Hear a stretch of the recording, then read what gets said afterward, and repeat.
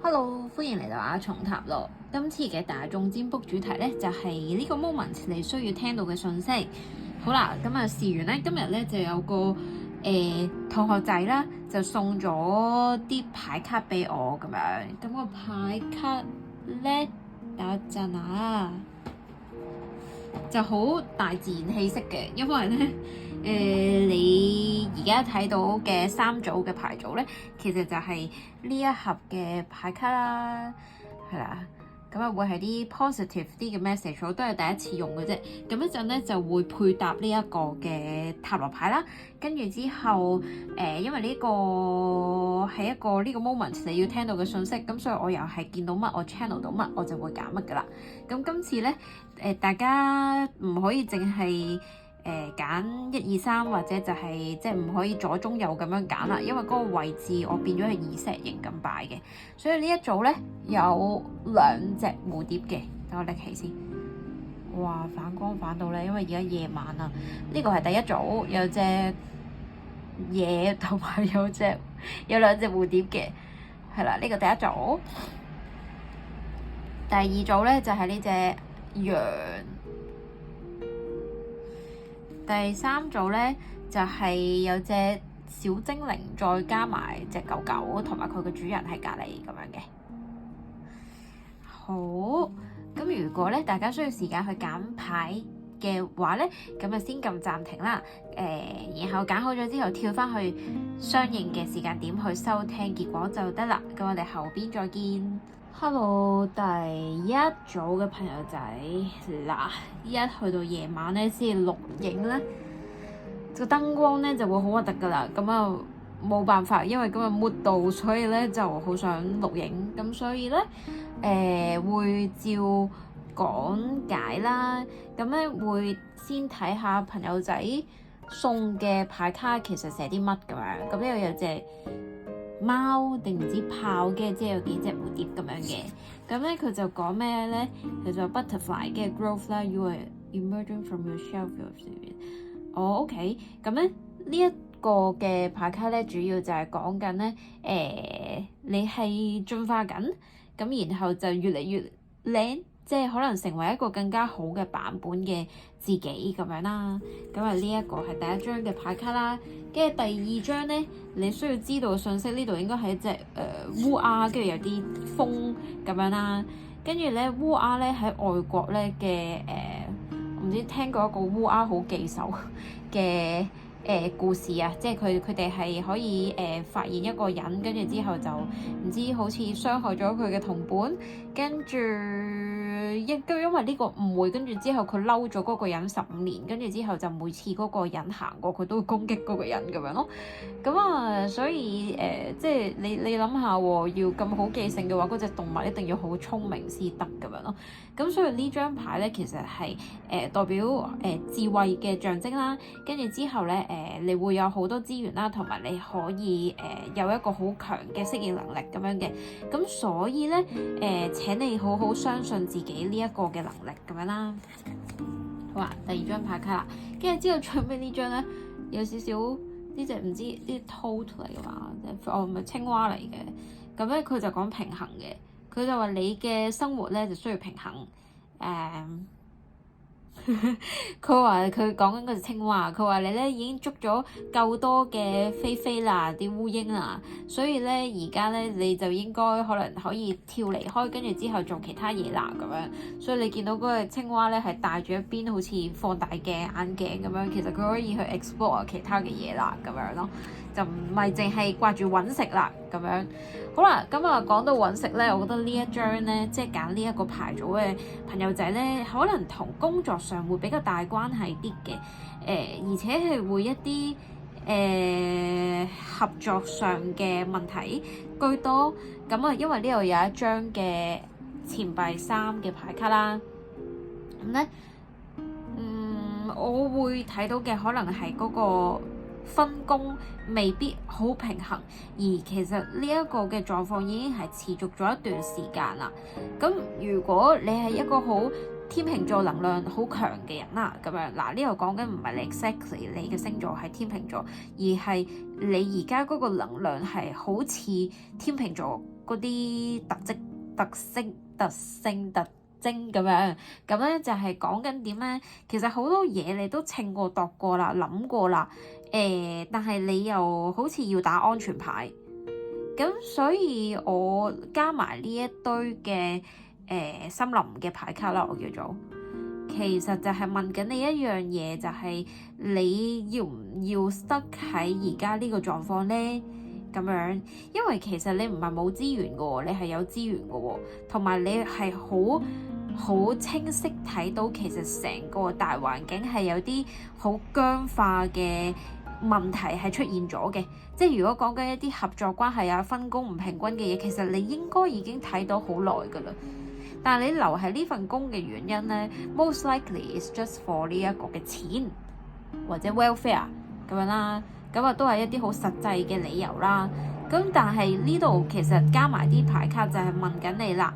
嗱，你企咗一個喺高啲嘅位置嗰度去睇件事，其實你有冇諗過自己都有能力去跳出呢一個嘅框框 and then 就係去發圍咧咁樣。咁我會好直接講，不過呢句説話可能唔係個個人都啱聽，就係有時候係咪你自己 trap 咗自己喺原地，唔願意去改變咁樣咯？因為其實呢張係寶劍六嘅牌嘛，咁你係有機會係可以離開，或者有機會係可以處理呢件事，但係你又選擇 stuck 咗喺度，跟住之後唔去處理件事啦。跟住之後呢一張咧，錢幣國王逆位嘅牌卡，如果呢一張牌卡係代表你嘅話咧，其實你係好有自己嘅意見嘅，但係有時你又要問自己好堅持嘅意見係咪一定要咁樣行呢？定係其實係會有其他方法可以處理呢？即係其中一個方法，可能就係你願意俾自己去離開呢個原地，跟住之後再去一個新嘅地方個發展咁樣咯。因為我會講就係，第一佢用咗蝴蝶嚟去做一個嘅比，即係你咁啱抽到嗰個牌係有蝴蝶啦。等我裝下先其他。因為我第一次用嘅啫呢個牌卡，嗱，我估佢每一張嘅牌卡咧，佢都係有唔同嘅小動物嘅，係啦，佢有唔同嘅森林小動物，而你抽到嘅係蝴蝶，蝴蝶同蛻變有好大嘅關係嘅。咁所以咧就係講緊呢一組嘅朋友仔，其實當你係有足夠嘅 resource 嘅時候，點解你仲要去怕一個嘅蛻變咧？同埋加埋嗰個青蛙嘅牌，佢話你已經拎夠你想要嘅嘢噶咯喎。其實 anytime 你就可以跳走啦，跟住之後再發掘一個新嘅天地咁樣，咁可能會令到你嘅生活更加 interesting 咁樣咯。咁所以呢組嘅朋友仔咧，其實主要個信息就係話俾你聽，有啲時候咧你等咗好耐噶啦，再問你一個問題就係你願唔願意俾自己有一個突破咧咁樣。咁主要睇到係事業上嘅。咁如果你話關係上嘅話咧，我唔排除會有多個關係嘅呢個，同埋會講話，如果係一啲感情關係上嘅話，你絕對係有渣拿係可以揾到更加好嘅伴侶嘅。咁但係就你要問自己啦，你留低喺度嘅原因係乜？咁然後你離開咗又會有咩後果？你諗清楚呢兩樣嘢嘅時候，其實你大概應該會知道自己可以點樣做噶啦。就咁啦，咁呢個就係俾第一組嘅朋友嘅講解啦。多謝送牌俾我嘅朋友仔啦。咁然後咧，左上角咧就係我嘅 IG。咁如果你覺得個占卜內容有對應，而你又想針對呢一個問題咧，去再 deep 啲咁樣去提問嘅時候，都歡迎你去 IG 預約我做一個專屬嘅個人占卜啦。甚或就係我哋可以一齊開 account 去睇下有啲乜嘢奇怪嘅 pattern 出現咗咁樣。都可以嘅，就係咁啦。咁我哋下次嘅大眾占卜影片再見，記得訂閱、讚好同埋留言分享，講下你揀咗邊組啦。好，我哋下次再見，拜拜。Hello， 第二組嘅朋友仔，好，咁我哋先睇下咧朋友仔送嘅森林牌卡。咁啊呢度有隻羊啦，咁個羊咧就講咩咧？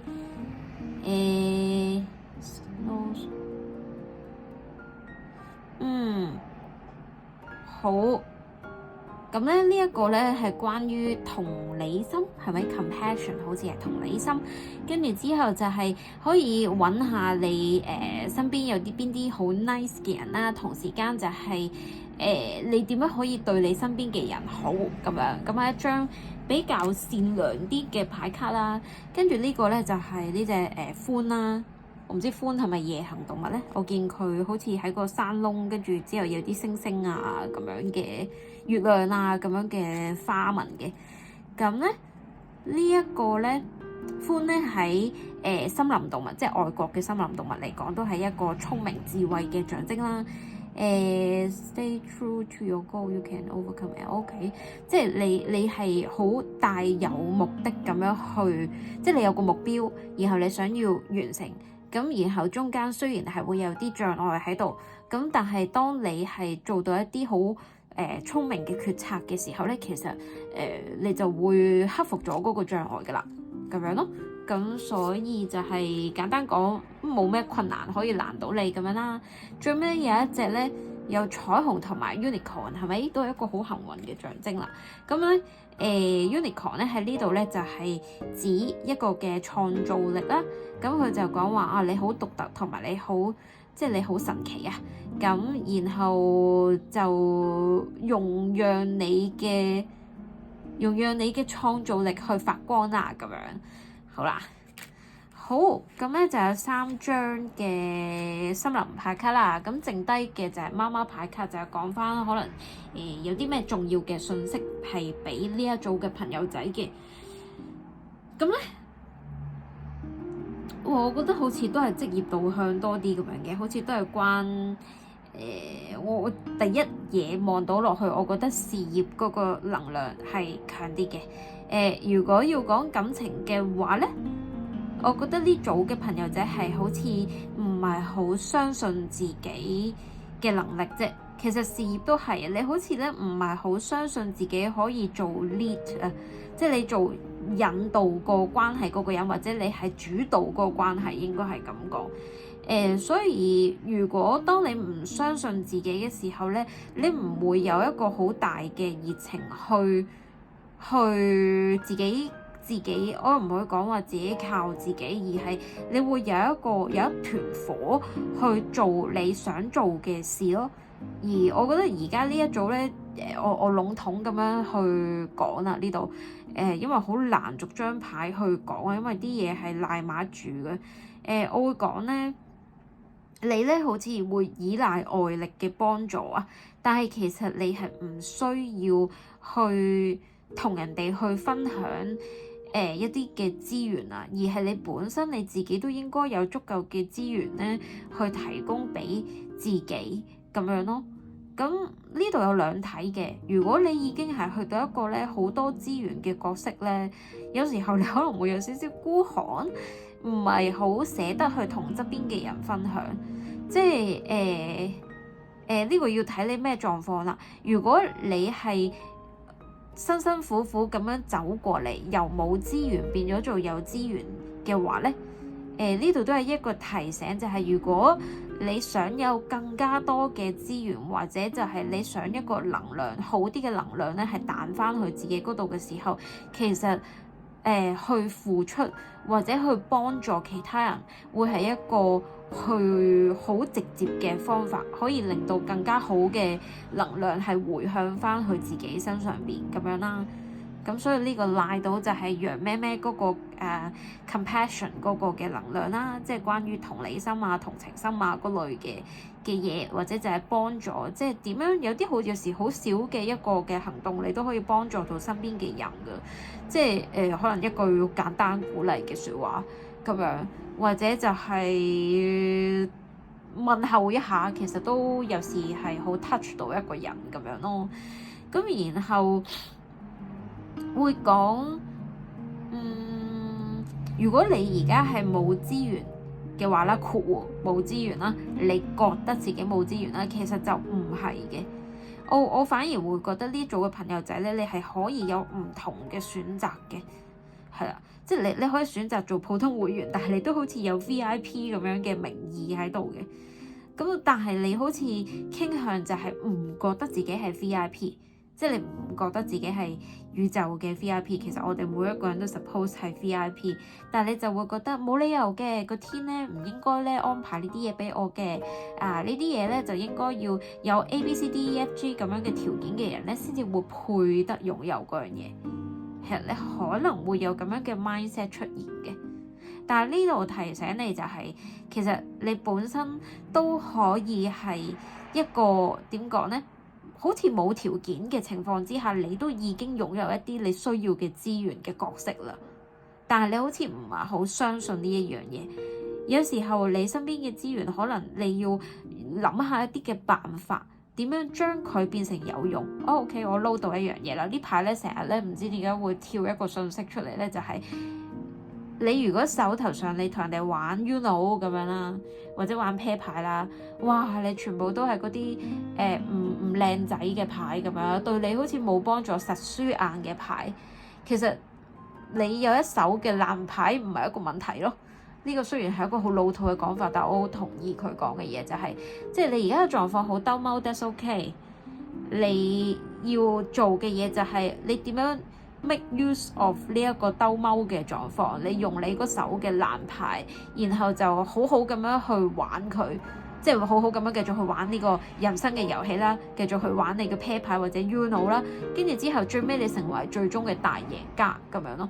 呢個好搞笑㗎，因為咧呢張咧係權杖六啊。權杖六都係一個打贏仗嘅牌卡，即係傳統嘅韋特塔羅，佢嘅意思就係好似有個將軍打贏仗翻嚟咁樣咯。咁然後後邊嘅嘢就係佢啲靚咁樣，或者你順服咗嘅人咁樣啦。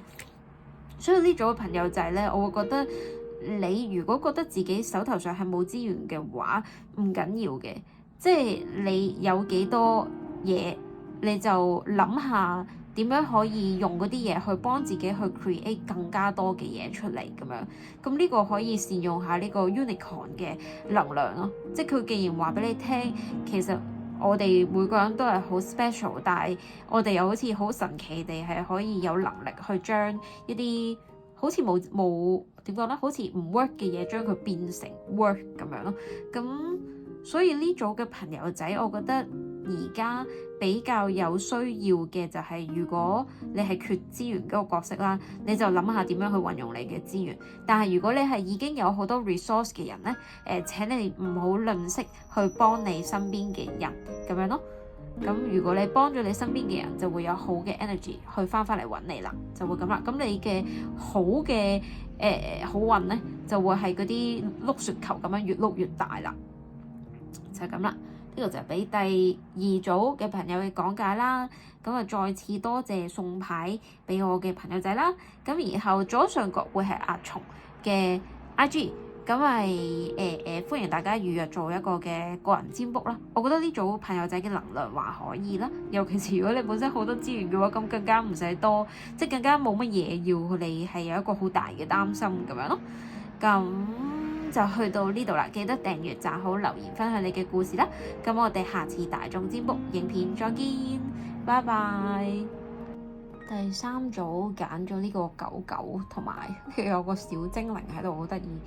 咁咧就好啦，我哋而家咧會先睇下朋友仔送嘅森林牌卡咁樣。咁呢個咧就係喺草叢入邊嘅狗狗，咁佢咧就講緊啲靜觀嘅嘢，佢就話 take time to simply be OK， 即係佢嗌你花少少時間問下自己，喂，聽到啲乜，同埋你見到啲乜咁樣，咁所以就係一個叫做即係好似深呼吸，跟住之後去 explore 你身邊嘅環境嘅嘢，跟住之後咧呢度有一堆冷咁樣啦，其實佢就蛇嚟嘅。咁呢度咧佢講嘅嘢就係咩咧？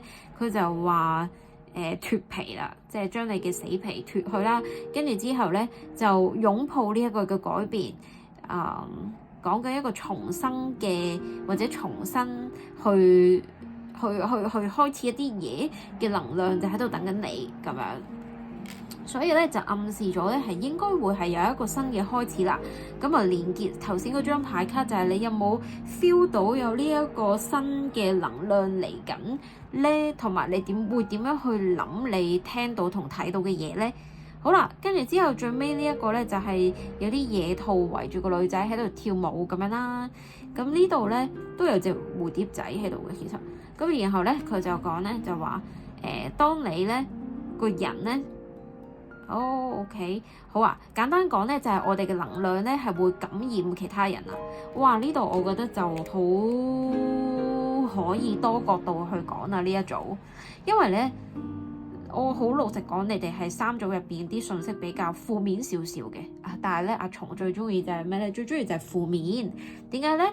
負面咧就暗示咗咩咧？哇！有機會蛻變啦咁樣，咁係一個好嘅嘢嚟嘅，係咪？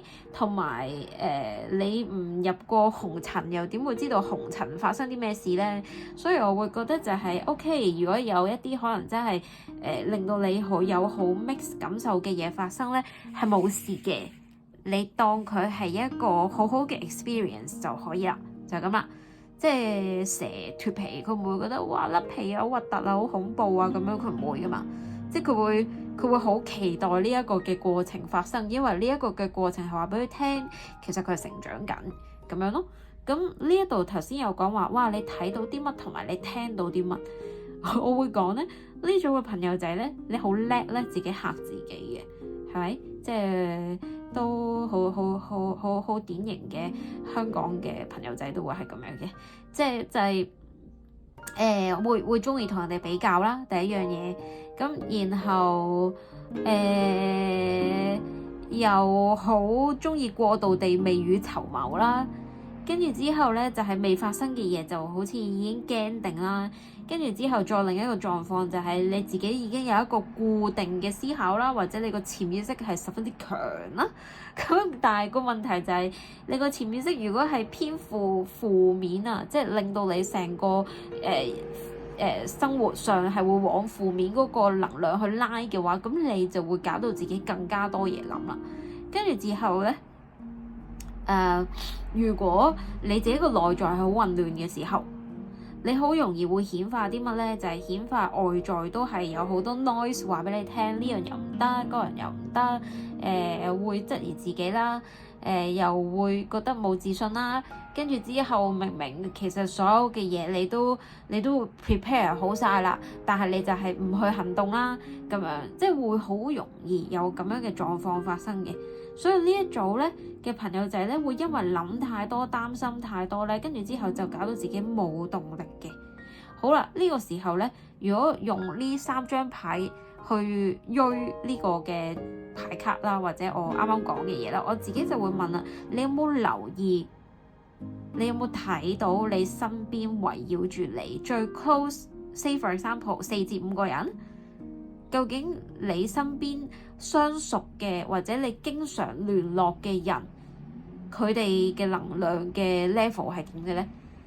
即係佢哋係咪都係成日都係會講一啲打擊你嘅説話啊？又或者就係定係佢哋成日都好開心啊？會講啲正面嘅嘢去鼓勵你啊？究竟你身邊嘅朋友仔係屬於邊一種嘅能量咧？咁樣咁可以喺工作環境入邊啦，因為香港如果你返 full time 嘅話，我哋大部分時間都係 office 啦。